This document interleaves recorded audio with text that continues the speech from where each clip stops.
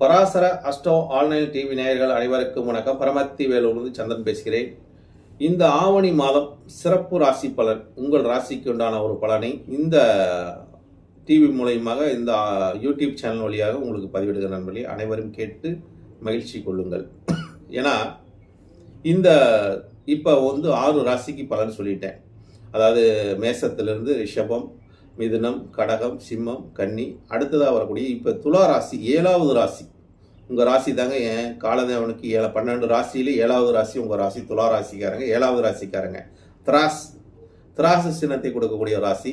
சனி பகவான் உழைப்புங்கிற கிரகம் இந்த ராசியில் உச்சம் பெறக்கூடிய ஒரு தன்மை உண்டுன்னு வச்சுங்களேன். சனி பகவான் உச்சம், அதே மாதிரி கலசரகாரன் சுக்கிரன் ஆட்சி பெறக்கூடிய ஒரு தன்மை இங்கே ஏற்படுத்துகிறது. அதே மாதிரி இந்த ராசிக்கு இந்த ஆவணி மாதம் எப்படி இருக்குது அப்படின்னு பார்த்தா, இந்த மாதம் உங்களுக்கு ஆசைப்படக்கூடிய ஒரு நிகழ்வு அது அடைய முடியுமா அப்படிங்கிற ஒரு தன்மை.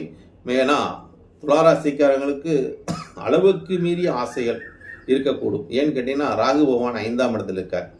ராகு 5ல் இருந்தால் 5ஆம் இடம் ஆள் மனசு.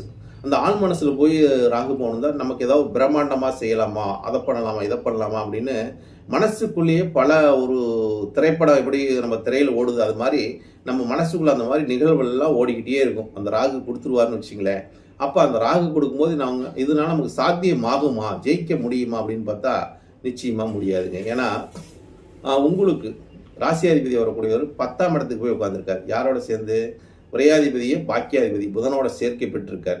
அப்போ 10ஆம் அதிபதியும் உங்கள் ராசி அதிபதியை 8க்கு அதிபதியாக வர்றார் அப்படிங்கிற ஒரு தன்மை. அப்போ அவர் போய் 10ல் உட்காந்துருக்கார். புதன் மதனகாபால யோகத்தையும் கொடுக்குது. உங்களுக்கு மதனகாபால யோகத்தையும் இந்த மாதத்தில் ஆவணி மாதத்தில் கொடுக்குது.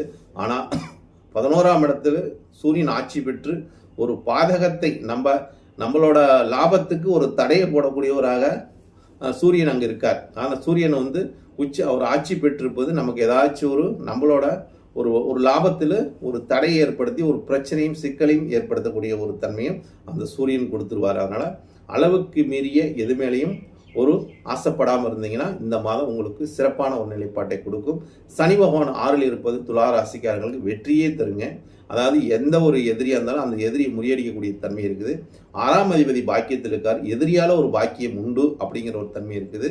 இருந்தாலும் இந்த துலா ராசிக்காரங்களுக்கு அளவுக்கு மீறிய ஆசை இந்த மாதம் வேண்டாம். ஏன்னு கேட்டிங்கன்னா, 2ஆம் இடத்த அதிபதியும் 7ஆம் இடத்த அதிபதி செவ்வாய் 12ஆம் இடத்துல இருக்கார். அது ஒரு தோஷத்தை கொடுக்குதுன்னு வச்சுங்களேன். அப்போ வாக்கு தோஷமும் கொடுக்குது, தன தோஷமும் இருக்குது, குடும்ப தோஷமும் இருக்குது. அப்போ இந்த காலகட்டத்தில் மிக கவனமுடன் நீங்கள் இருப்பது நல்லது. ஆசைகளை குறைத்து கொள்ள வேண்டும். ஆசைப்பட்டு அவதிப்படாதீர்கள் நண்பர்களே. இந்த கருத்தை முன்வைக்கிறேன். நன்றி, வணக்கம், வாழ்க வளமுடன். பரமத்தி வேலூர் சந்திரன்.